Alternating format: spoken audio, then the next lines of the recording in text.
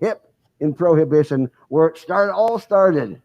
It's time to rip off the mask and get to the task and talk about grass. And here we are in today's episode, which we call The Rotation in the Garden of Good and Evil. My name is Gary Stein, director, together here with my co-host, Carlos Armida. Yo no soy un diablo. Armida. Who? What? Yo no soy el diablo? Well, you got to learn Spanish. You're an American, aren't you? Yeah. Well, okay, that's okay. And Beltway, that place that protects us all from DC, just above is Chris Cano, coming to us from the state of Maryland. Indeed. Hey, guys. This has been an interesting. We actually found out that Biden actually won, I guess, this week. Who? Just by nature, Biden? yeah, just by nature of the fact that he was actually inaugurated. But it's something we need to discuss because it decked the cannabis industry very much what they do on the national level. If it weren't for cannabis was fairly illegal, a lot of things would be totally different in regards to research, interstate commerce, and things of that sort. We have now a new administration with new cabinet members and a new head of the Democratic National Party who helps figure out which candidates move forward, who is much more pro-cannabis than in previous times. And we need to take a look and see what happens, because I actually had a very nice conversation with Speaker of the House this last year, for the new year. I'm hearing. That's too much me. That's too much me. It's okay. Okay. And one of the things he brought up, constantly hearing, is that to understand and dictate law, it's not as illegal. But this is what we do deal with. It's interesting to note that when the Secretary of Health back in 1971 talked about cannabis being on Schedule 1, he actually stated that the Attorney General could at any time change the scheduling of cannabis. But we haven't had any Attorney General that's been willing to make that move and to make that suggestion. We've had 17 executive orders this last week, Chris, that were signed, and not one of them had anything to do with cannabis, which is, I guess, fine, because at this point in time, there are so many things that have to get worked on, but it just goes to show you where the priority lies. I mean, Obama could have done an executive order that could have made things different for 8 years, and he didn't do it. And now we had an administration in between that talked about a couple of times how they were considering looking into it, just to appease Cory Gardner. But the fact is, the Trump administration did nothing to move for cannabis legalization, even though they claimed a couple of times that they were considering it. But there actually was a committee in D.C. that actually was scrutinizing state laws. So we have to be careful about how things move forward. And now we have a new administration. We have a new drug czar. Now, tell me I'm not overreacting on this, Chris. Kevin Sabet said he likes the new drug czar. Should I be worried? Yes. Yes. Anytime the director to smart approaches to marijuana has. You're not hearing me. Oh, well, let me make sure I'm coming in clear. I think it's on our side. Can you hear me okay? Am I coming in? Oh. Okay. Carlos, you got all the... Oh, there we go. Can you hear me? Yeah. Well, look, Gary, to your point around should you be concerned that the director to smart approaches to marijuana says that he has a friend, as the drug czar? Yes, you should be.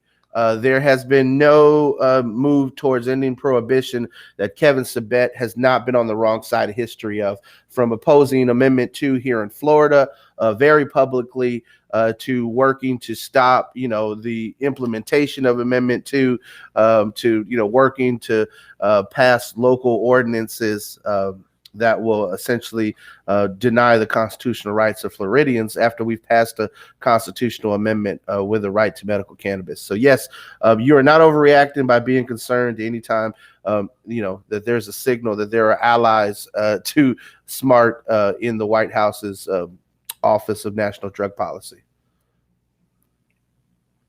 now cabinet members that are more pro-cannabis than those in the past.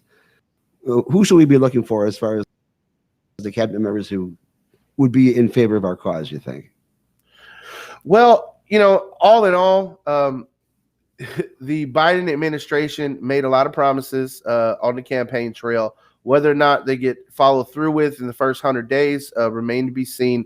The MORE Act itself was sponsored by Vice President Kamala Harris when she was in the Senate. And since she's now the tie-breaking vote in the United States Senate, there's going to be a lot to say about whether or not the MORE Act can actually move forward with Senate hearings, with Senate votes. Now that the Democrats have taken control of the Senate, the chairmanships of all the different Senate committees will change. And Chuck Schumer has indicated to Normal on a national level, now that he's the majority leader in the Senate, that there will be a hearing in the Senate over the MORE Act. So to some of our comments that are coming in the show today, yes, I know the political stuff is stressful, but the fact is that politics made cannabis illegal, and it'll be a political solution that ends prohibition. That's basically it. It's not like we can go ahead and overthrow the government. That's already been tried. Yeah, it's been tried already this month. Didn't work out so well. Besides, I don't think that a strong batch of cannabis advocates would have the inclination to try to overthrow anything. It's more like, sitting back and saying, "We'll handle it later, man." We talked about this on the previous shows that all they needed was to get a bong. Can't we all just get a bong? A bong. It would help if they even understood the topic. A lot of them have been avoiding being educated. It's crazy to see I mean, we talk about these guys a lot, but it's crazy to see the diversity of these guys, where it's like shamans and stuff are into that, and I don't know what's going on anymore, guys. You would think a shaman would smoke pot, but maybe he's not smoking enough, or maybe he's not smoking. I don't know. It depends on the religion, I suppose. I guess, yeah. We had a lot of religion this last session. We it's like two theologians and a learned Jew come into a bar kind of thing. And Nate, what was it? It's an atheist, a Jew, and different kinds of Christians. That's right. And our guest Nate, who was very gracious to come on, gave us his definitely unusual and convoluted, but definitely interesting. And it comes from a standpoint of studying certain scripts and in culture and kind of meshing it all together. We've had so many cultures that have embraced cannabis as part of religion. The Hindu religion had used it as part of their festivities, just in the creation of that drink called bhang. Am I pronouncing that correctly, Chris? Bong. Bhang? Is bong? Yeah, bong was kind of like a long A sound. Don't pronounce the English, so why do they even have it? It's not even the correct that kind of situation. It's a different dialect. I mean, in English, we have a silent K. I mean, you pronounce the word knife with an N. So, I'm not going to knock anybody's spelling or language. I would just say that human language sometimes is it's funny like that. Okay, it actually works out because talking about the KKK, it becomes right. What? What's happening? I've got everything happening in my headphones. Silent K. It puts the KKK away. Okay. I was waiting for you to say something, but I just realized that the whole thing would be silent. We got to get a rim shot sound effect for every time Gary makes a joke, so we can just let the public know. I'd have a little dad joke warning button over here on the side. I understand that they took the red button out of the Oval Office. Trump actually had a red button on his desk, a little plaque with a red button on it. Every time he pressed it, a butler would come over with a Diet Coke.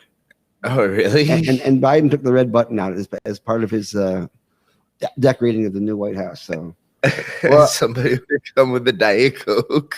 If I was president, it'd be a green button, and every time I pressed it, someone would come bring me a blunt. So, or a genuine Cafe Bustelo Espresso Cafe con Leche.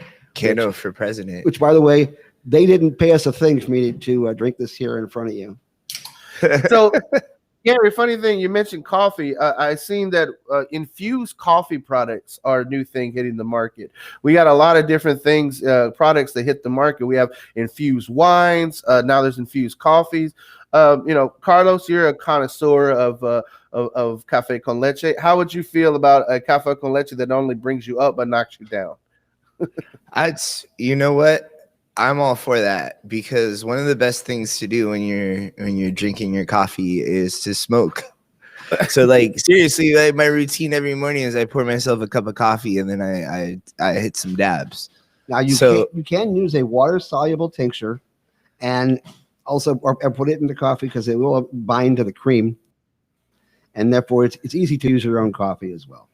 Well, and like we've got like the CBD coffees here and whatnot, but I want something that like, because like I'd imagine the caffeine would kick in first, and then you get like a rush, and then all of a sudden you're like all jittery, and then all of a sudden you're like, if it's THC infused, the CBD stuff just like make sure that you don't get the jitters. So for local despacio. Well, infused for local, that's something else, man. That's definitely a whole other level product. So. And then of course there's Brett and Jeremy's product from the good people at the Hemp Coffee Exchange. They make some of the best infused coffees they've had. And this week I actually tried a new product of his, Lion's Mane coffee. Have you ever heard of the mushroom, the Lion's Mane? I have heard of it. Yes. It's this big ass chunky white mushroom, and supposedly eating it has effects to bring back people's memory, which is good for me because sometimes I even forget to take my memory pills. It's just the way it is. But the Lion's Mane coffee sounds like it's a good option, and a holistic natural often, because holistic natural options are part of the good and evil, right? Well, shout out to our friends at the Hemp and Coffee Exchange. They got an amazing cafe, awesome products. So check them out. Getting back to say that either, by the way. Yeah, and since we're plugging people, let's plug Tom Spa, the Chill Coffee in Riverview. Absolutely. Yeah, they got the Riverview and Valrico. They do like the infused coffees with like CBD or kava or kratom or kratom. all that cool stuff. That I'd be interested in seeing how we can do a milkshake with kratom and not make it taste like you're eating pills that ground up. I was judging this like battle of the beverages one time, and it was like okay, you were there. Yeah. Okay, so like this one dude made it was all supposed to be CBD drinks, and my job was to judge the CBD drinks from all these different bartenders, and this one dude decided to like flip everything, and instead of doing an alcohol CBD drink, he did like a kratom kava CBD drink, and that's the thing is like it's hard to make something like that which tastes like dirt tastes good. You know what I mean? Have you guys ever had kratom before? Yeah, it's bitter as heck. It reminds me of people who drink Campari. Yeah, it's not that tasty. But it helps a lot of people. But I mean, the whole opioid receptor thing, I don't want to mess with that. Well, that's one of the reasons I haven't tried it. But I mean, I actually have some free samples sitting in a box somewhere from some of these trade shows I've been to. But to your point, Carlos, when I had to go to court-ordered drug rehab to get my record expunged, to jump through all those different hoops on probation and such, what I did encounter in there is many of the people who had opioid addiction issues said that kratom helped them significantly with cravings, with the addiction process. And I just think that it's interesting to see this rush oftentimes by state governments to regulate anything that they might deem some type of drug. But you see that it actually has benefits and help people. This, kratom itself is a little bit different than that craze we had in the early 2000s around salvia, where you can get salvia, pretty much at any smoke shop or any gas station. And that in itself, if you ever tried salvia, will set you on a path that you were not expecting. So, and it ends with a headache. There's this YouTube channel where like this guy does like random tasks on salvia, and it's like he presents it like he's gonna do gardening, and like he's like, this is all the stuff I want to do in my garden, and it's like, okay, now to try the salvia, and then he smokes it, and then he's like laying on the floor. He's like not gardening at all. Yeah. They're like, You know, back in the 80s, back in the 80s when we had some shortages because a lot of stuff was being sprayed with paraquat, we started trying to find things like, trying to smoke catnip and himbe bark and such. Did not turn out that well. you smoked like oregano. Just because it's a holistic herb does not mean you can smoke it. Sometimes you should just drink it, or you should put it into some kind of stuff, or talk to a shaman, talk to a medicine man or medicine woman who is willing to give you the straight up as to how things are supposed to be done. But as far as cannabis is concerned, it's getting a little straighter. We have concentrates, which sometimes you have THC and no terpenes, which is kind of like a high with no joy, as far as I'm concerned. It doesn't give you any kind of direction. But a true terpene experience, I think, is a much more rounded and much better euphoria, so to speak, especially when you're trying to deal with depression and other issues as that concerned. And there's cannabis. Go ahead. I was gonna say, Gary, there's definitely a lot of different concentrate products out there. I mean, you got THC diamonds that a lot of people like. It gives you a really strong, potent high. But to your point, certain products do have terpenes that get lost in their process and such. And those essential oils really do give your cannabis its distinct flavor. I remember, Carlos, you and I speaking to Steve D'Angelo a few years back, and he was talking about the future of the markets all in the terpenes. And so I found that kind of interesting. Yeah. And I mean, you remember back then, like I felt like I was the only person that knew what a terpene was. You taught me what it may may have been at that time. It's not something we discussed in the 80s, that's for certain. I mean, like, can you tell? Okay, Gary, tell me. Okay. Tell me. All right. So, like, what was it like smoking weed in the 80s? Because my cannabis experience, like, first started with the 90s. And, like, I got into hip hop music. And I was, like, fucking rolling up Dutchies and shit like that. And Swishers and smoking blunts. And, listening to Tupac. And, like, oh, yeah, this is fucking awesome. Sublime, right? Listening to Sublime. Yeah, well, Sublime came later in my life. I was, like, one of those, like, I want to be ghetto kids. But the number of strains we had were very, very limited. You had your Acapulco Gold, you had your Panama Red, and you had Thai Stick, which was always kind of interesting. Thai Stick, I mean, this has came up in past shows, and I still don't really understand it. Like, the only thing about Thai Stick is that it's tied to a stick. Essentially, but it also had a resin that covered it, so it made it kind of a bright yellow. As well. So like it was like a moon rock type thing, but it was tied to a stick. It didn't have any keef on it. Like keef. Moon rocks do. Okay, so it's just like dipped. Yeah, exactly. And that's why it's on the stick, so like you don't dip your fingers when you're. And then you had Mexican brickweed. This is the stuff that may have been washed up on the shore when they got it, but it basically was brown. It was called brickweed because it was all stuck together and pressed together, and you pulled it apart. And by the time you finished getting all the seeds and stems out using your double albums, which is what they double albums for, I do believe. And well, we had credit cards, but they were worthless, like most college students. But we did have our credit cards and our double albums to go ahead and strain out the brickweed. And I think the first ounce that I bought at Michigan State University was $16. Whoa! Wow! I remember paying like under 100 for like some like basically like brick stuff like back in the day. Well, you're the NBA. What is $16 in 2020 dollars? $1,000. I don't know. I bet you it's still not $399 to $400 an ounce.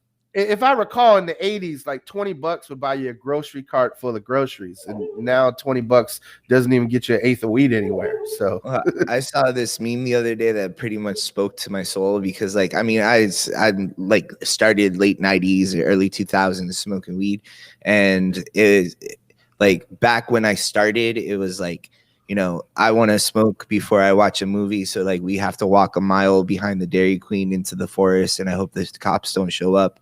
And nowadays it's like, oh, I want to smoke. I guess I'll hit my vape pen while I'm walking through Target. Indeed, indeed. The vape pen is such a convenient, nonchalant. Everybody vapes. No one really asks what's in your vape pen these days. Even people who break into Pelosi's office have a vape pen, from what I understand. Really, they were hitting vape pens in the Capitol. They were hitting vape pens in the Capitol. I can tell you, Pandemonium. last time I was in D.C. was 420 about a year and a half ago for the yearly cannabis symposium. We actually went to a bar right on Pennsylvania Avenue, and we smoked in the shadow of the Capitol down the street. And that to me was such a surreal experience. But then again, DC itself and their current cannabis laws are surreal, just in part because of the fact that you can't actually buy cannabis. You can get it for free from somebody. And so Chris over in DC will buy a $30 sticker that happens to come with an eighth. That's basically the way it works? That's essentially the way it works. You know, there are many different services and products in the DC area. You know, you can get a $150 smoothie, and that smoothie will come with a complimentary half an ounce of bud. So there's just, you know, it depends. A lot of entrepreneurs in this gray market. I don't want to call it a black market. It's not necessarily an illicit market. It's just there's a gray area there in a lot of the way these laws are enforced. And I tell you the truth, it really has become essentially what I've seen more like a brand accelerator, this gray market. There are people who, you know, just a few years back would have been black market street level dealers that are building their own brands, that are conducting business practices, that provide a level of customer service that people actually want to have when they go to their, you know, get their cannabis products. There's labeling, and there, you know, as a matter of fact, I think I have something here I can show you. You know,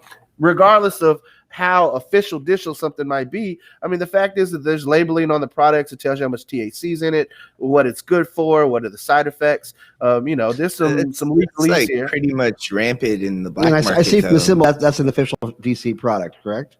Yeah, this is a DC product here. You know, so I mean, all in all, I think it's important to understand. Yeah, the QR code in the triangular. Yeah. Huh. Yeah. Oh, that's to follow the brand, you know, so people can actually follow the brand when they're in DC. They can check out these guys. So, you know, don't ask me how, or you know, I will never snitch completely, but Not completely. but I'll mention something. But you know, there's people here in Florida that they like are completely branding themselves, and like, you know, the whole sesh thing that's going on, where like, you know, there's whole like events that happen where like people set up tables and have banners and like pull up stuffs and logos and like, yeah, and then you look at their product and it's all illegal shit. Well, I mean, we do have people who have good products on the black market. We have folks who have evil products, like the folks who were creating those vape cartridges a couple of years ago, buying these generic cartridges from the Far East, putting in stuff and just not really caring because there's no customer follow-up to see if your customer gets sick or not. And they were putting alpha tocopherol, which is a vitamin E thickener. They usually use for cosmetics. They put it actually in the vape cartridge so that the liquid would be nice and thick, because people were sitting there looking at the vape cartridges and tipping it back and forth. And if the bubble goes up and down real fast, they'll think, it's been diluted. Well, the best way to get around that is to thicken it. And that's what they did. And we had a whole bunch of people who were very, very sick. You know, I let my med card expire here in Florida, and there was a good 3-day period where like I was frustrated as hell because I just kind of like forgot how to deal with the black market. Like it was just like, yeah, like I just got so used to like, I need some weed, so I'll go and like maybe I'll, you know, to make things easier, I'll order ahead on my phone, and then I'll just walk in and pay and get the fuck out. You know, and there's annoying shit that happens when you're buying like legal weed here in Florida, but you know, and like your milligrams run out or whatever. But my card ran out at the end of last year, and there was like a 3-day period where I was like, I don't know what to do. Who do I call? It's like everybody that I know that sells weed, I think, hates me. It's like it was like breaking up after being in a long-term relationship. Yeah, I don't have anyone in my phone to call. Who do I reach out to? Where I have no contact. I'm single. But then after 3 days, it's like, holy shit, I forgot how easy it was. Why didn't I call this guy like to begin with? What happens if you need or want a particular strain, if you think that, you have migraines, that a Hong Kong strain will take care of those migraines, and you go to your guy on the corner and you say, what strains do you have today? And he'll tell you, I've got two, what I have and what you're going to get. Yeah. Well, I mean, honestly, the black market's getting to the point where, like, you go to the guy's house and he's got like 3 different strains, 4 different strains. And granted, he In has glass no, jars with the bamboo. he doesn't mortar. have like a COA to prove, and like he didn't do a high performance liquid chromatography test or anything like that. But he tends to have some idea, and like maybe even has a logo and he's branded, and like what we were talking about earlier. I mean, it's important. I think it's important to be a part of our medical marijuana system, but sometimes, man, the prices get too high, and the black market's turning out to be like a good. I mean, you can't get rid of the black market, I don't think. Well, yeah, you can actually, by having more legal cannabis stores that are in a competitive market, so they actually decrease the price, increase the quality, and give you far more choices. And that is basically what they were doing in Canada. That is basically what Justin Trudeau said was the impetus for going with an adult use market in Canada, was to get rid of the black market. Because when people can get the product they want legally, which is a product they can trust in, and is at a decent price, they don't have to go to the black market, and they can actually enjoy the experience of just walking into a store, kind of like Chillum, and being able to buy the product that you want. That in itself is a very liberating experience. Having been dealing with the fact that the market was illegal for all these years, just the ability to be able to go into a retail cannabis establishment and say, yeah, I'll have this, and this, is practically an exhilarating thing all in itself, without even having to touch the actual product itself. It's so liberating just to know that you have that option to be able to say yes, this, and this, and you can trust every single product. Well, hopefully anyway. But that's one of the things that I worry about when folks talk about the fact that they want to have home grow. People think it's so easy to grow a decent cannabis. The stuff we have right now is based on years and years of changes in regards to the technology of growing cannabis. It's not just like growing peppers, right? Well, that's an inside joke. But the fact is, you can actually grow some very, very good cannabis, medical grade, provided you have the know-how. And that is why I had made a recommendation for a home grow bill, where people can get access to what is called cultivation centers, which are totally enclosed, containers that has all the hydroponics in it and lights and air conditioning, things of that sort. You can take a section of that and call it just yours, so to speak, so that you can grow a boutique strain if that's the strain that you want, and being able to use it for yourself. And you can either pay the people who own the cultivation center to take care of it for you as your caretaker, or you can put in the sweat equity to go ahead and grow it yourself. But the fact is, you will have expert tutelage, and you will have access to all the appropriate nutrients and the appropriate things you can do instead of normal insecticides and fungicides and things of that sort. And that is one of the bills that we're bringing to the state of Florida, because we want to have a good program, one that is equitable to people. And we have a problem with equity here in the state.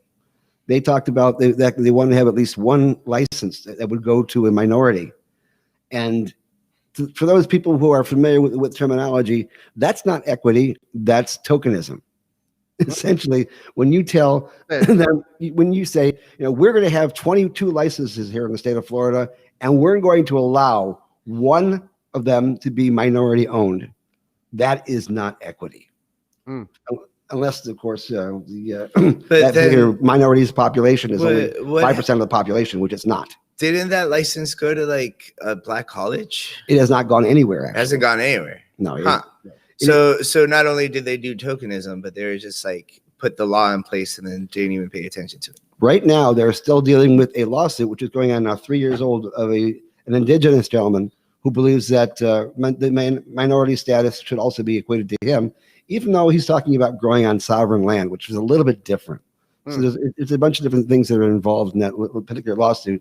But that was enough to go ahead and let the not so good folks in Tallahassee to make the excuse that we're not going to give out this license yet until this particular lawsuit goes away. Like they never get sued. Fact is, our state legislature gets constantly sued because you can't always make everybody happy, so to speak, in regards to the laws you have. Some laws will benefit one particular group versus others, and therefore you're going to have some people who will try to fight you on it. And we have had fights on almost every single aspect of the way this bill has been rolled out, and just the way that number of licenses have been given out. We should be having a heck of a lot more than 22 licenses right now. If we had gone with every single benchmark where another 100,000 patients would automatically equal 4 more licenses, we'd have a lot more licenses than we have right now. But the fact is, we haven't actually given out a license with a competitive process since 2015. It's been 5 years. And all of those guys didn't apply to sell a high THC product.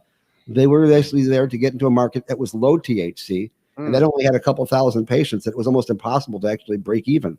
So they got in so they could have access to the medical market when it became effective. And that's where we are right now. Now, we have other people who are actually buying up the licenses of folks who decided to give up on trying. And so, therefore, they're being bought and sold right and left. The price keeps on going up.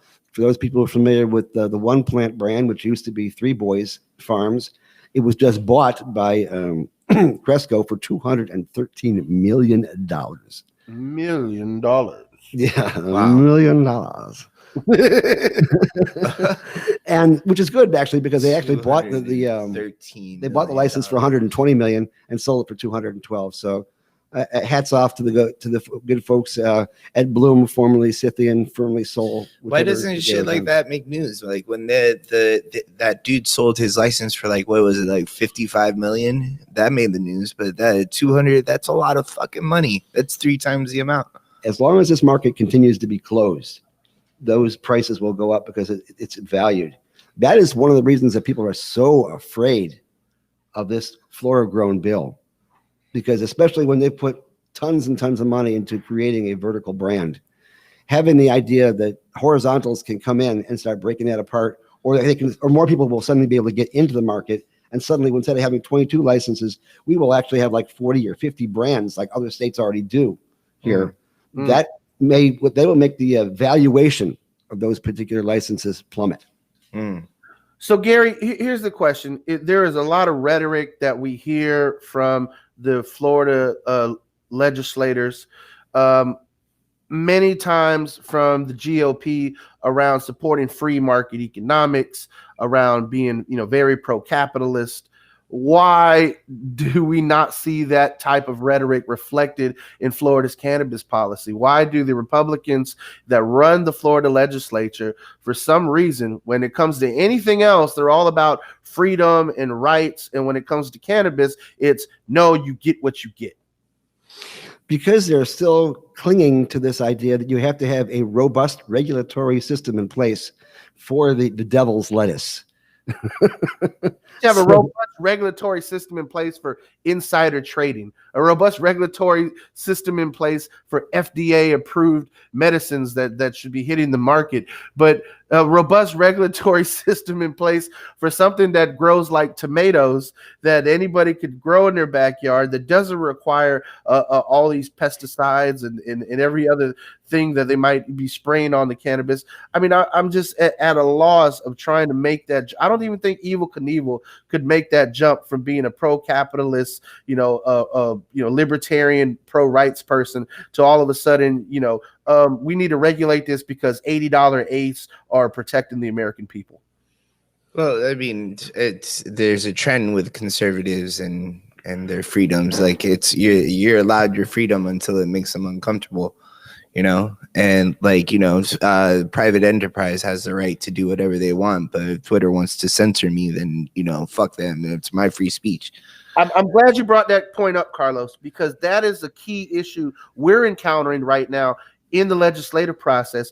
We have been advocating for the last 2 years for an employment protection bill, which would protect the rights of medical marijuana patients as workers. So people are not precluded from a job or fired from a job because they're medical marijuana patients. And because of political realities, we've actually had to scale back the bill this year to where it only covers public employees, because apparently the legislators, especially in the leadership, the GOP leadership, have no inkling to attempt to mandate anything to private industry. So, I mean, the best we can do is protect state employees at this time, if we even get that bill heard and passed on to floor votes and signed by the governor. Well, people who are complaining about the fact that that particular thing was slipped in at the end in regards to the public employees, but we should first note that the number one employer in the state of Florida is the state of Florida. There is more employees employed by the state than any other enterprise in the state, including Disney. Well, then that's a good first start. Let's get it going. The fact is that we shouldn't even be encountering hurdles. The Florida Chamber of Commerce, the Associated Industries of Florida, they need to get on board with this and pushing politicians to support workers' rights, especially when it comes to medical marijuana patients. We see so many medical marijuana patients who are veterans, who are people who live with disabilities, and they live healthy, productive lives that otherwise would not necessarily be possible without access to their medicine. And for them to constantly continue to live in fear is not ending prohibition. It's just, it's mental terrorism. It's prohibition by another name. And, I keep coming back to this in my mind. It's the fact that medical marijuana is in our Constitution. We have a right to medical marijuana in Florida. It's in our fucking Constitution. What sets up this state is what says that we have this right. Yet, I mean, as an employer, I'm allowed to take away somebody's constitutional right to their medicine. That makes no sense to me. That makes no sense to me. Well, there's conflicting powers there. There's not only the fact that the Constitution gives you the right to be able to use it, but the employers have the right to have a drug-free workplace, also in statute. And so, therefore, that is basically where we're coming from, because the employers. This is what is called a right to work state, which I kind of wince every time I say that, because it really doesn't mean that. It's a right to not work, to be honest with you, because it prevents unions from being able to protect you. But on the same level, right? If somebody's like put on antibiotics, right? Like, or you know what I mean? Like if somebody has an inflammation and they got to take antibiotics, like I don't like penicillin. Am I allowed to fire them because I don't like penicillin? It's a good point. Well, it depends if penicillin was euphoric. That would be really interesting, wouldn't it? Okay. I get a cold every day of the week. That's it right there, right? If somebody's bipolar, am I allowed to fire them because they're taking bipolar medicine? Because it's, Well, that is the basis of the way that Chris and I wrote the bill. And in fact, that employers are supposed to give reasonable accommodations to people with disabilities. Now, what is a disability? It's something that comes from a debilitating condition, either be it a developmental condition or a disease state that prevents you from being able to work, at full capacity. And so, therefore, these reasonable accommodations allow people to work, and that is part of the American with Disabilities Act, along with other things. And so, therefore, what we're saying is, let people be judged on how well they do their job. Naturally, every employer has the right to fire somebody who is not able to perform the duties of their particular position. That makes perfect sense. But don't fire somebody or prevent them from getting a job just because they have a medical cannabis card. I mean, yes, we can put some restraints in saying, no, you can't actually smoke on the job. Well, that makes sense. You can't smoke cigarettes on the job either. That said, I mean, I love that commercial on TV where the guy walks around with the hard hat talking about opioid constipation. It's like, dude, you're on opioids. What the heck are you doing with a hard hat? There's a double standard. I remember years ago when we were doing the school that grew peppers, right? I was arguing with a friend of mine here. Non-euphoric peppers. Non-euphoric peppers. But I was arguing with a friend of mine that bartends out here in Ybor City. She was running a bar out here. And she was like, I'm totally against this. I don't want medical marijuana in the state. And I'm like, I don't understand. You seem like you would be for something like this. And she's like, as an employer, as somebody who manages a business, I'm not comfortable with somebody smoking weed while they're on my clock because it's their medicine. And I thought about it for a minute, and I'm like, man, I've sat at your bar before, and I've done shots with you while you're on the clock. And you're scared somebody's going to be smoking weed and like you should hope somebody's smoking weed instead of doing some of your shots.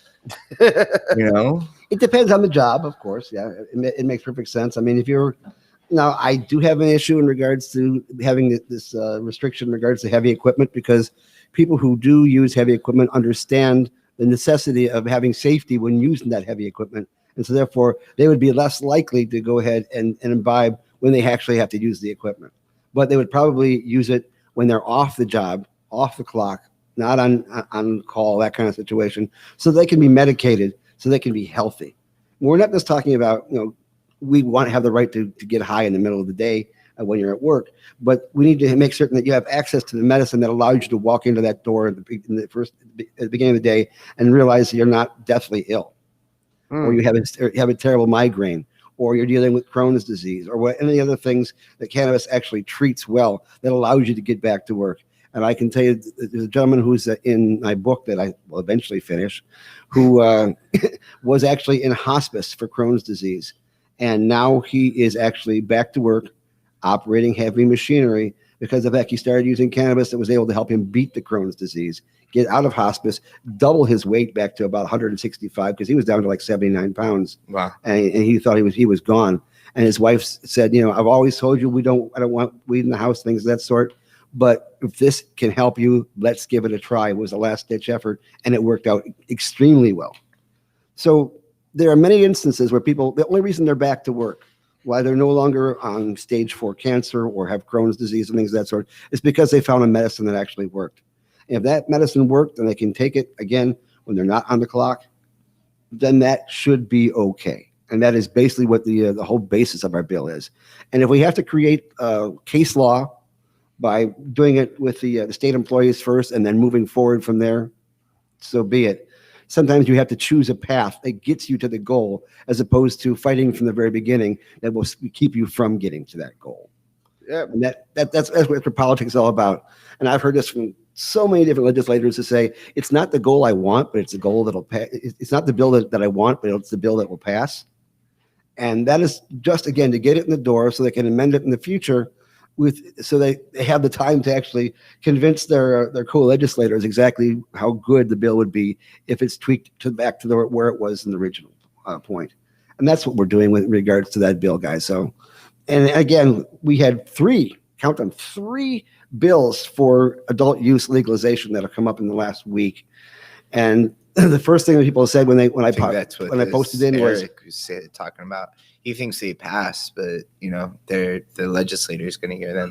They're just filed. The bills have to go to committee hearings. They have to pass a certain number of committees before they can go to the floor. Then they got to go for floor votes. They got to read the bill 3 times for a final vote. Then it finally gets to go to conference between the 2 chambers, and then the final version goes on to the governor's desk, which can then be vetoed. And so there is definitely a lot of hurdles to any bill here in the state of Florida around cannabis.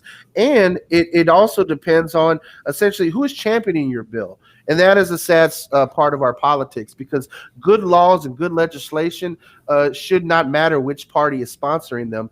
But the fact is that there is a GOP dominated majority in the Florida legislature. And, essentially, if you have too liberal of a Democrat sponsoring your legislation, if they, spend their time when they're not, legislating, throwing grenades or lobbing bombs at the GOP leadership, they'll make sure that those bills never get, figurative, not literal. Yeah. If you're throwing rhetoric, bombs, not if you're a QAnon rally, but, Not trying to blow them up. My point is this: partisan politics and what team bill sponsors are on actually has an effect on how far legislation can go, and that is wrong. The fact is that good legislation should be recognized regardless of who the champion is, regardless of who the sponsor is, because the system itself is set up to where members of the House, especially newer members, are even limited by how many bills they're allowed to even sponsor. What's it like? Six bills. So if you have a bright budding, no pun intended, legislature, and then you want them to champion something, well, maybe they made some campaign promises along the way. Maybe 4 or 5 of their bills are already spoken for. So now you're even limited on where you can get sponsorship, and you got to have a sponsor in both houses for any legislation to even have any hope of moving. And I thought that was interesting because I saw that Senator Janet Cruz, who's the state senator from Tampa, actually has a bill that she's sponsoring again that actually waives the fee, the state fee for the medical marijuana identification cards for disabled veterans. Correct. And Great. and this is great. You've put your life on the line for this country. The least this country can do and this state can do is waive your $75 medical marijuana card fee. I've also heard people with disabilities who are on fixed incomes say that, well, this should also apply to them as well. That, if you're someone who's on disability, you're trying to survive on an $800 a month check, that's $75 medical marijuana fee, especially if you're someone who has a debilitating condition, can impact people as well. But this bill, my point is that doesn't have a House sponsor yet. So a great bill like this could die entirely without having a House sponsor as well. So a lot of these arbitrary legislative rules and a lot of the partisan politics is one of the reasons why we see good cannabis legislation so hard to pass in the state of Florida. And even though we are only a two-party system, there actually is more schools of thought than just two. I mean, we actually have a progressive wing in the Democratic Party, and we have a libertarian wing of the Republican Party. Yeah. And in both cases, they're the short arm of the wings. And we happen to have one bill that was sponsored by Senator Brandes, who's pretty much the head of the libertarian wing of the Republican Party.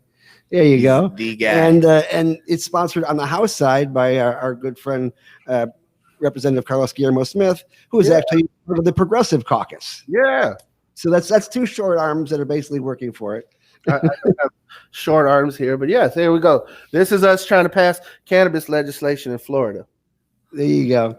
And now the bill that came out of Ocala from Representative Hinson, which by the way is 150 pages. So if you want to read it, kick back and read for a while, is an interesting bill. One thing I'm concerned about is the fact that it automatically puts in a $50 excise tax per ounce of cannabis that is being grown and cultivated before it goes to market, which is kind of like the thing in regards to putting tariffs on Chinese goods. Yeah, they have to pay more, but they pass the non-savings on to you. And that's exactly what's going to happen in regards to this. Now, other states, they actually do create an excise tax that's based on the amount of THC that is in the product. And in some cases, what that's actually led to is some of these cultivators have actually shopped labs to make certain they can get the THC amount altered for the sake of having lower excise taxes involved. So Gary, just so we're clear, the laboratory testing system was created in a lot of legal states to have a well-regulated, safe market product that people know what they're getting. And in fact, in some states, the corruption has already reached the laboratory testing phase to where different labs are giving different results and people are shopping for lower lab results so they pay less in taxes. Yeah, there's been a couple of labs that have been caught in California actually manufacturing the lab results to meet the client's needs. And that's not the way it's supposed to go. No, not at all. But we're talking about an industry that was birthed out of the darkness, out of I don't know if you consider it evil necessarily, but definitely opportunist. And so therefore you have a lot of things that are less than ethical moving forward. And hopefully a free market system would get all the evil out of the system. But again, it helps to have a watchdog.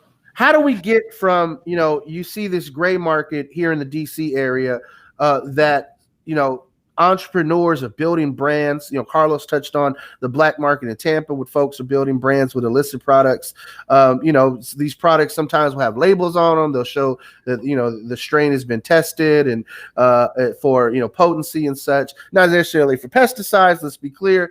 But the fact is that how did someone go from budding entrepreneur in a gray or black market to making that leap to the legal market? Here in Florida, it's impossible unless you own like a majority of the politicians and have $1 million for a license. Yeah, I mean, you it's a very expensive process to get a license in the state of Florida if they were actually passing them out the normal way, and as far as an application process is concerned. But in the very beginning, actually, if you remember, Chris and Carlos, they were considering us. giving out the licenses not based on a competitive system, but on a lottery basis. Some states have actually done a lottery basis, but the problem is it doesn't let you know who is the best applicant. It's basically who's the luckiest applicant. Now, we had a system here where people kind of abuse the application process. I wonder what's going on in Florida though. Like there was this point system that I believe was completely disregarded, and like when you like people had gone back and looked at to see who was the better qualifying candidate off of that point system brought out, it definitely wasn't the people that they picked. So I mean, I'm wondering if like it would make it easier for a lottery just to, instead of saying, oh, I'm picking these people based on their merit, to just like say, oh, this is the name that I picked out of the hat. Basically, it's all corrupt. They're just going to pick who they want. Well, the application what's process happening here. that they had over here in Florida was supposed to be a point-based system. And what they did was they ordinated the application saying, this is the first best, second best, third best. And by creating that kind of ordinated system, it basically makes the recommendation subjective as to who actually win. And without having a point system involved, you can't say, well, this person was, had an application that was 5% or 10% better than the mean, that kind of situation. Therefore, they should get the license. That's why an administrative law judge basically threw out all the results of our application process and how every single person who applied for license in 2015, whether they were total losers when it comes to how well they fill out their application or they were the best of the best of the best, all ended up getting a license. And it's those ones on the lower end who possibly weren't even ready to move from bromeliads to cannabis. They're able to go ahead and sell their license to the highest bidder, and the prices, as we discussed, are still going up. So Gary, out of 22 licenses, I believe it's 16 actually operate. The other ones don't even have plants in the ground, right? Exactly right. If you go to the OMMU's weekly update, you can see the list of all the different dispensaries out there, and they actually have links, which is sad, to some of these dispensaries. Or if you click on that link, for one thing, the Source, which by the way is a fantastic dispensary out west. If you click on the link, you'll see Nevada's site pop up here in the state of Florida, which makes no sense whatsoever. And other ones like Green Solution, things of that sort, they actually have more like placeholder Wix sites. Yeah, Wix, that one little group that drives you crazy. Yeah, and they just website basically put out placeholder websites where they're saying, oh yeah, we're going to sell this for $399 an ounce, kind of thing. They're just faking it till they make it, because they're mostly waiting for the adult use market to come. And as much as I'd love to see it happen, this group called Neptune Wellness came down from Canada, had a big article in the South Florida Business News saying we're certain we're going to have recreational cannabis in Florida within the next few months. Yeah, fat chance. Number one, because of the fact if it happens to the legislature, it couldn't possibly start until July at least. And of course, once July starts, then they actually have to put together all the rules and regulations in place with the constitutional or statute-based authority before that actually happens. So even if we passed it to the legislature and it was actually signed by the governor, who has said not on my watch, that's basically been DeSantis's move. If by chance he gets knocked on the head and somebody puts some sense into him, and he goes ahead and signs that recreational bill, that means that it'll start in July when they can start making the rules and regulations, and we might get actual adult use products maybe anywhere between 8 months to a year down the line. Well, Gary, if it goes to the ballot box, we're not talking until 2022. As far as the governor getting knocked in the head, short of Casey DeSantis bitch slapping him into some sense, I don't see him budging on his current cannabis policy move. So even if we were to somehow magically get the Florida GOP in the legislature on board, he would still have the power of the veto pen. And I don't see, considering all the other issues going on in the world, that they would mount a veto override of the governor.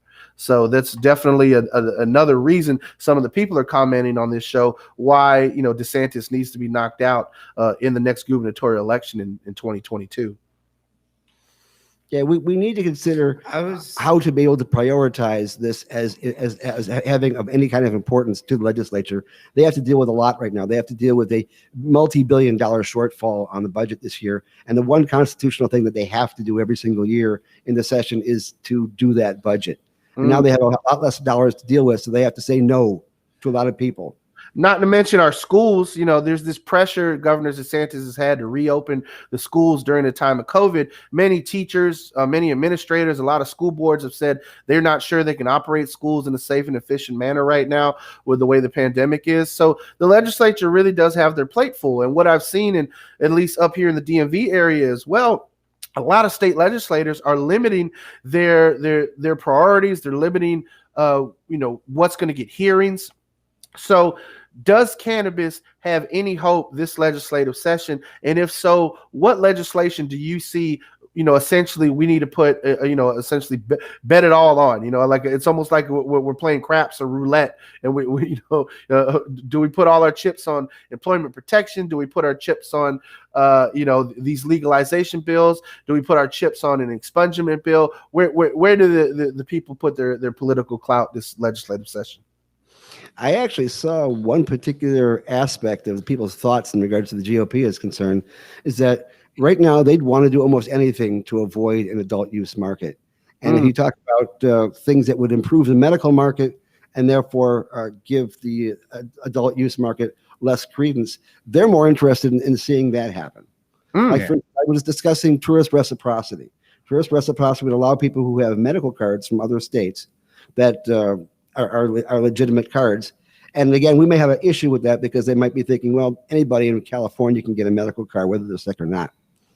But most states do have some kind of process where you have to go to a doctor and get a medical card.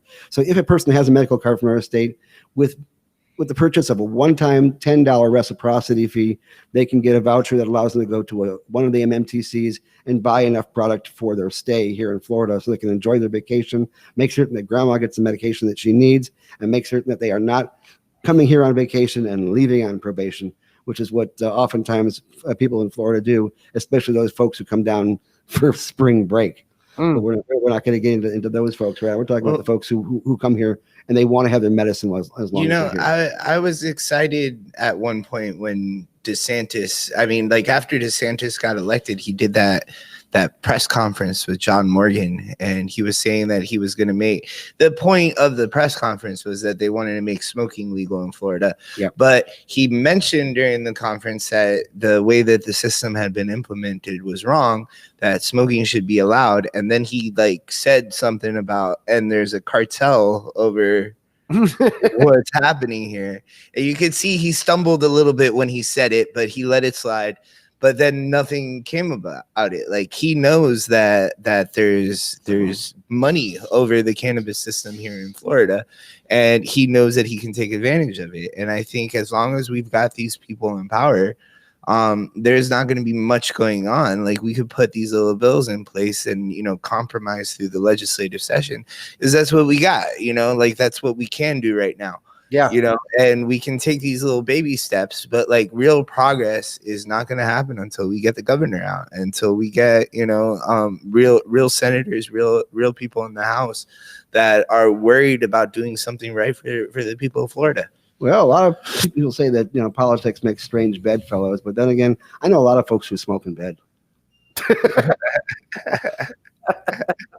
But the fact is that we need to deal with the politics of the situation.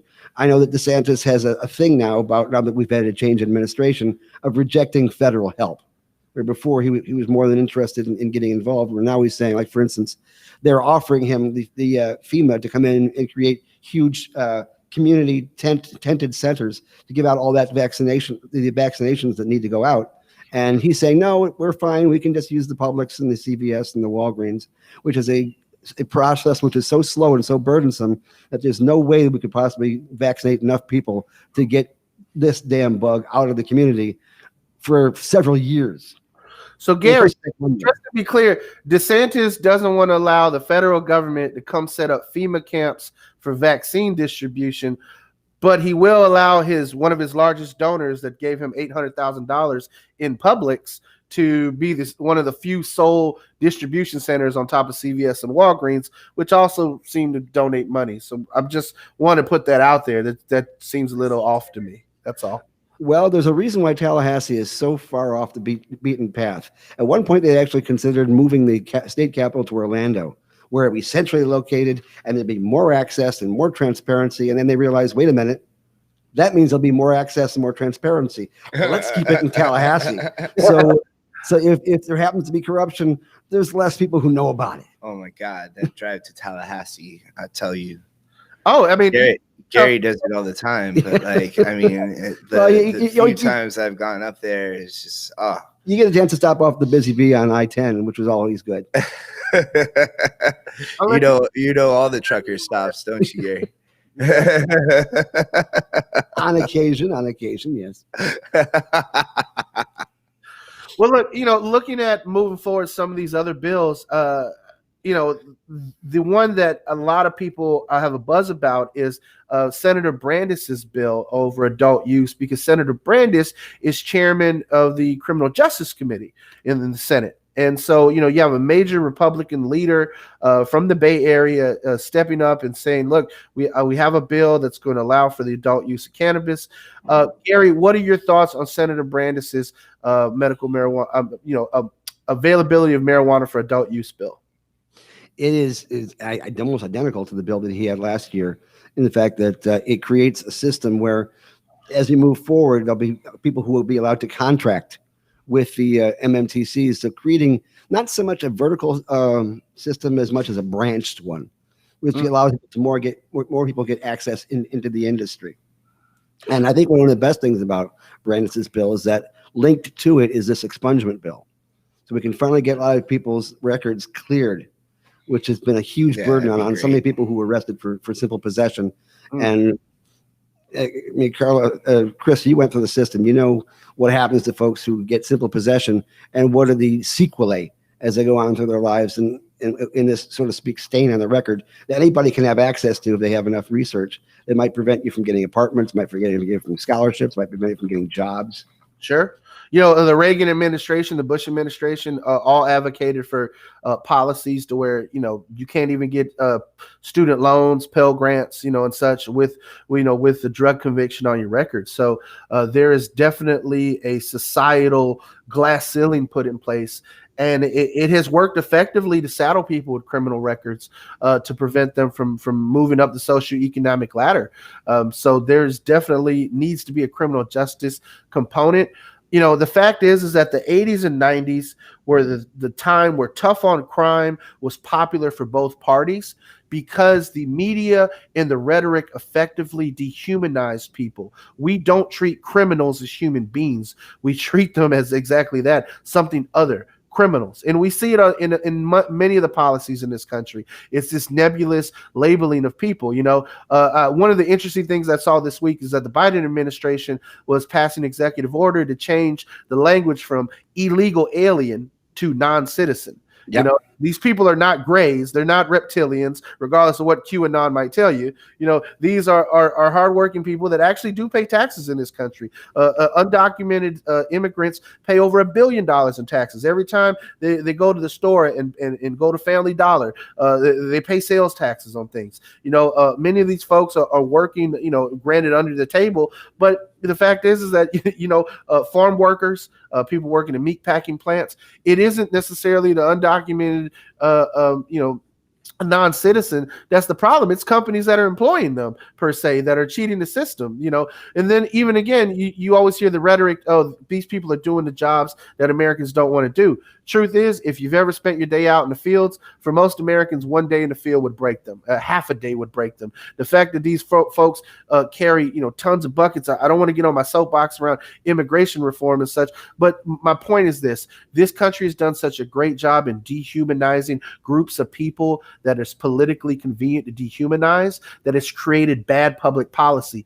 like cannabis prohibition. Like another key one is the disparity between cocaine sentencing and crack sentencing. The fact that if you have 500, bags of cocaine, it's equal to having like 5 bags of crack. And that in itself, to anybody, Carlos is from Miami, that doesn't even make sense, does it? The math doesn't make sense.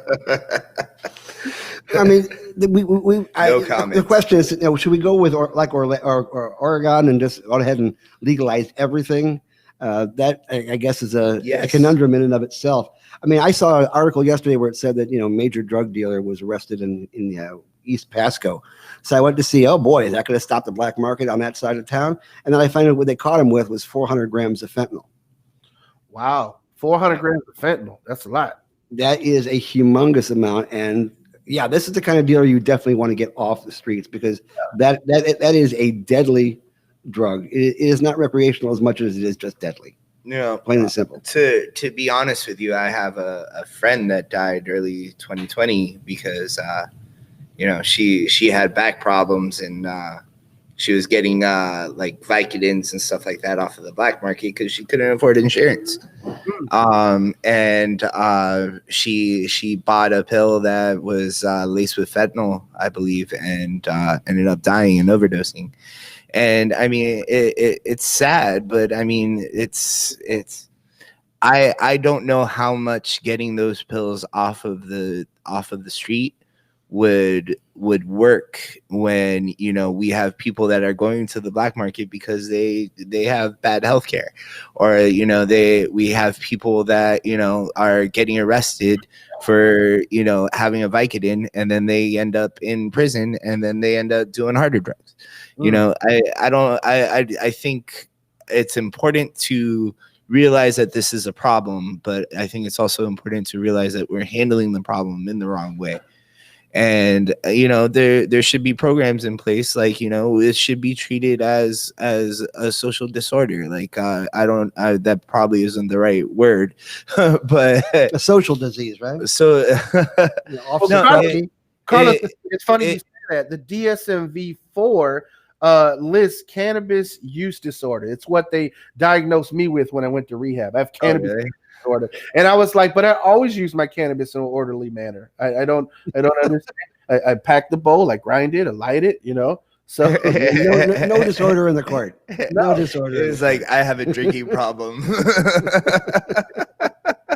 The point is this: is that to the original point you made around, you guys were discussing, should we go the route of Oregon, Spain, Portugal, the Netherlands? There are tons of countries that are developed democracies, republics that have decriminalized drug use, that have safe injection sites for those that are using intravenous drugs, so that they were able to cut down on the spread of HIV and other needle sharing type of diseases that can happen.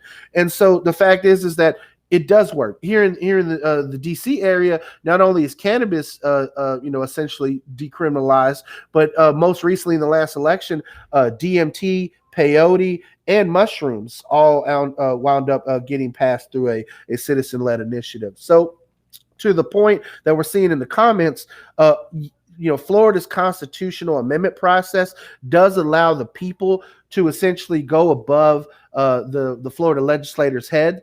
But even then, we've seen Florida legislators try to pass bills to limit people's right to this constitutional process.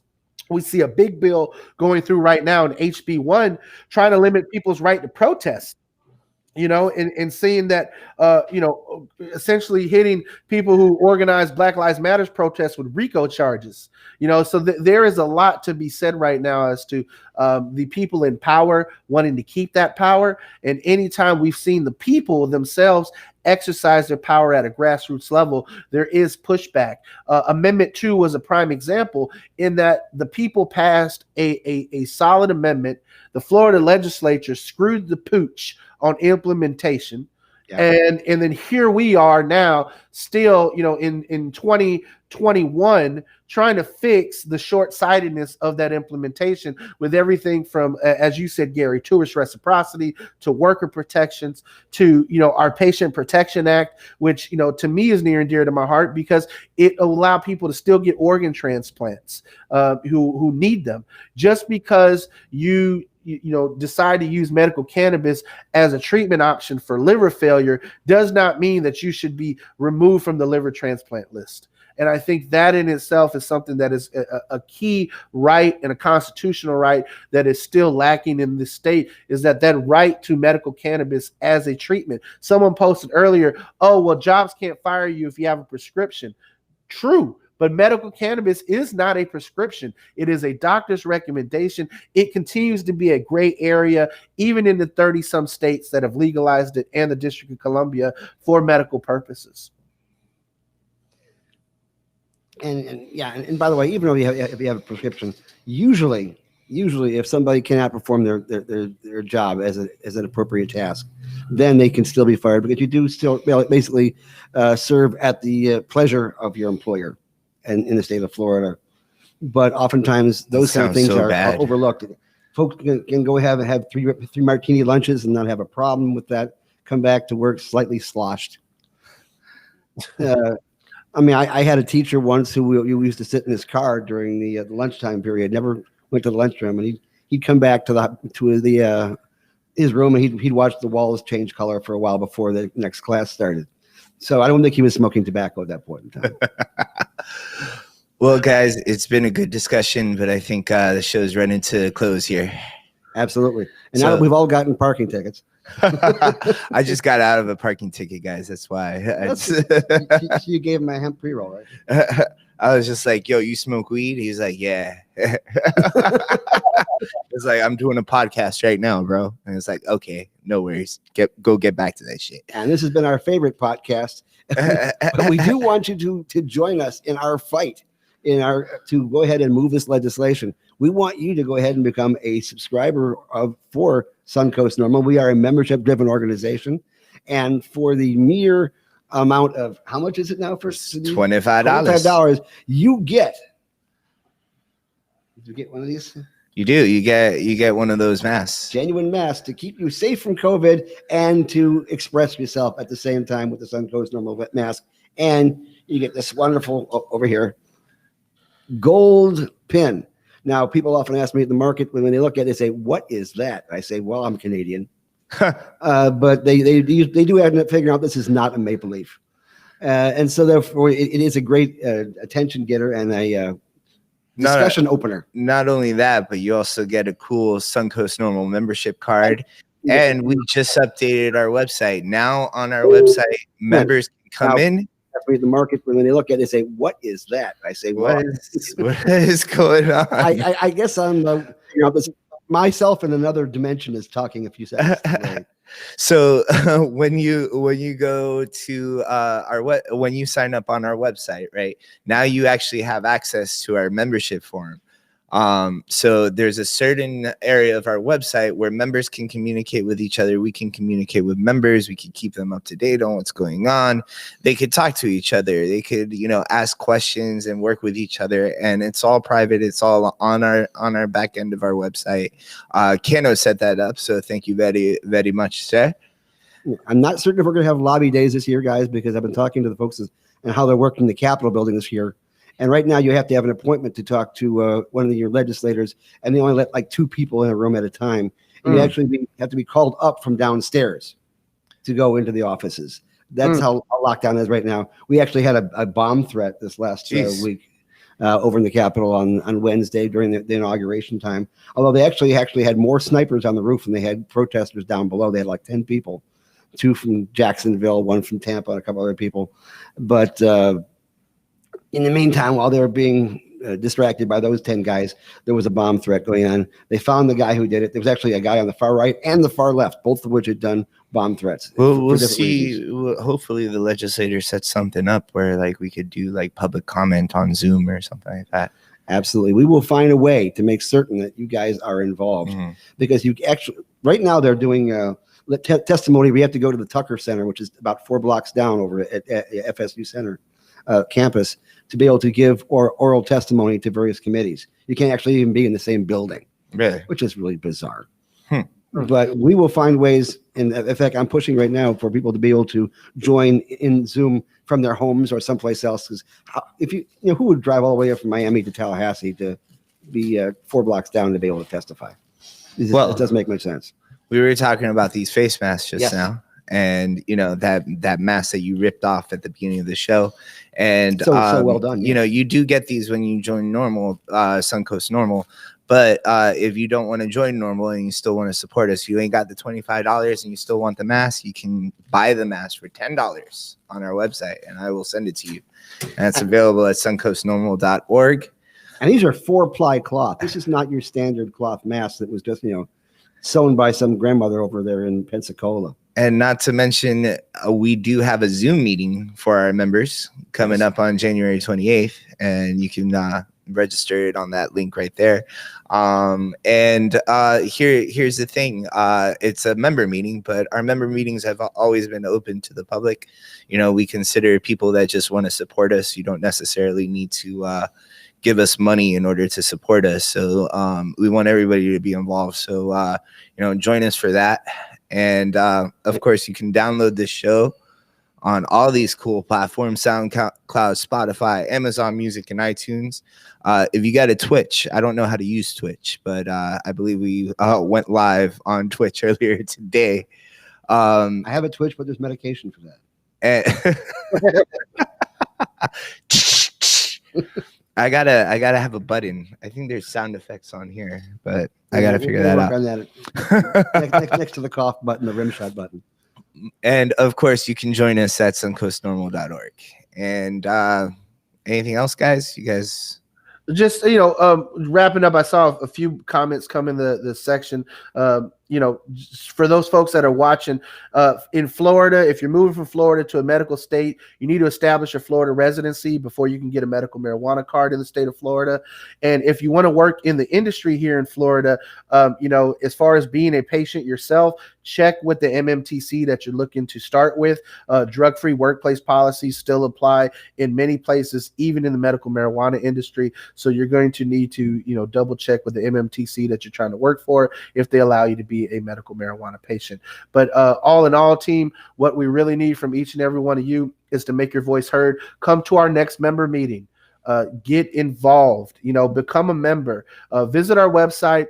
Check us out on social media and jump in the rotation each and every Sunday here live, streaming across multiple platforms. And as we are moving to Tallahassee to move those bills, if you are somebody who's been affected by a lack of workplace protection, if you have a medical card, if someone tried to fire you or not give you a job because you have a medical card, we want to hear from you. We want to hear your stories. It's so important that our legislators hear these stories. If you have somebody who had their medicine taken away because they were in the hospital or were taken off the a transplant list, we want to hear your story. If you are a tourist who came in here and got arrested, we want to hear your story. We want them to understand exactly what we're dealing with, that we are dealing with reality, and the reality is the fact that this plant still needs to be tweaked as far as the law is concerned, and we want you to help out. Bye, guys. All right.